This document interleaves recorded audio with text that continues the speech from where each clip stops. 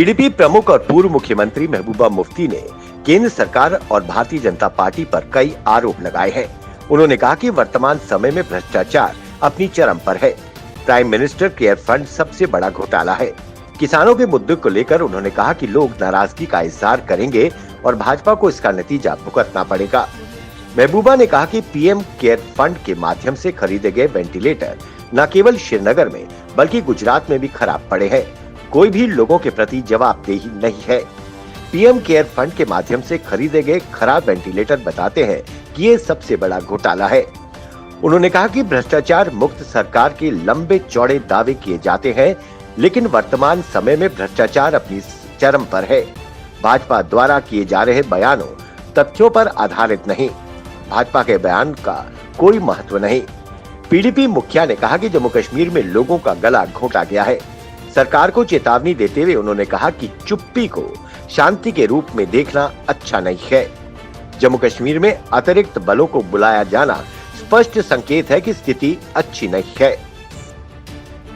दक्षिणी कश्मीर के जिला अनंतनाग के वहादान इलाके में पुलवामा से सुरक्षा बलों ने लश्कर-ए-तैयबा के दूसरे धड़ द रेजिस्टेंट फ्रंट टीआरएफ के 2 सक्रिय आतंकियों को गिरफ्तार किया है। अनंतनाग से गिरफ्तार आतंकी की पहचान हाफिज अब्दुल्ला मलिक निवासी गांजीपोरा के रूप में हुई है, जबकि पुलवामा से गिरफ्तार आतंकी की पहचान सरवीर मीर के तौर पर हुई है।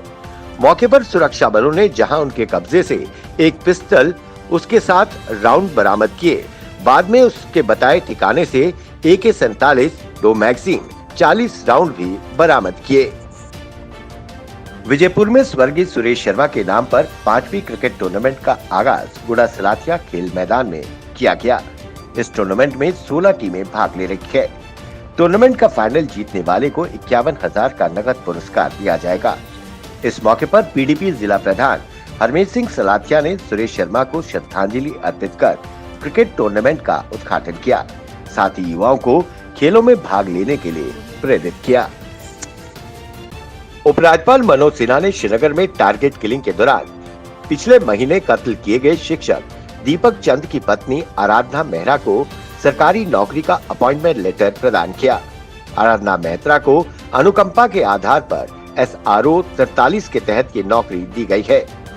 उपराज्यपाल मनोज सिन्हा ने शहीद दीपक चंद की पत्नी आराधना को नियुक्ति पत्र प्रदान करते हुए एक बार फिर परिवार को हर संभव मदद का आश्वासन दिया। Major Gopi Singh Rathore football premier league football tournament का लीग चरण सुंदी में संपन्न हुआ, जिसमें SFC बांदीपुरा ने SK स्टेडियम में खेले गए अंतिम ग्रुप मैच में SFC हंदवाड़ा को हराया। इस टूर्नामेंट में घाटी के विभिन्न हिस्सों की 42 टीमों ने भाग लिया। टूर्नामेंट का आयोजन बांदीपुरा में भारतीय सेना की 14 RR द्वारा किया गया था। अंतिम दिन स्टेडियम खचाखच भरा था।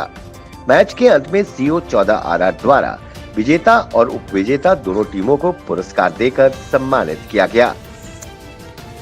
घाटी के युवाओं के लिए एक सुलभ, व्यवहारिक और मुफ्त कुलिनरी प्रशिक्षण प्रदान करने के उद्देश्य से भूषण बटालियन ने होटल प्रबंधन संस्थान श्रीनगर के सहयोग से 1 महीने का कुलिनरी ट्रेनिंग कोर्स हुनर से रोजगार तक का आयोजन किया। इस पाठ्यक्रम में 25 लड़कों ने भाग लिया। पाठ्यक्रम के अंत में उन्हें IHM श्रीनगर से सर्टिफिकेट प्रदान किए गए। सेना द्वारा की गई इस पहल की क्षेत्र के स्थानीय युवाओं ने व्यापक रूप से सराहना की, क्योंकि इससे उन्हें सोनमर्ग जैसे पर्यटन स्थलों पर स्थानीय होटलों में शेफ की नौकरी पाने में मदद मिलेगी। जिला पुंछ के girls higher secondary school Sheesh Mahal में चोरी की घटना की वारदात सामने आई है। चोरी की घटना CCTV फुटेज में कैद हो गई। चोर दरवाजा तोड़ते नजर आया। सोमवार को पुंछ नगर के girls higher secondary school Sheesh Mahal में चोरी की घटना का खुलासा हुआ। जब दिवाली की छुट्टियों के बाद स्कूल खुला तो स्कूल के स्टाफ ने स्कूल की मुख्य इमारत में स्थित NSS मैथ लेबोरेटरी और स्पोर्ट्स रूम के दरवाजे के ताले टूटे पाए और कमरों के अंदर रखी अलमारियों को तोड़कर उसमें रखा अधिकतर सामान बिखरा और टूटा हुआ पाया, जबकि स्पोर्ट्स का कुछ सामान गायब पाया गया।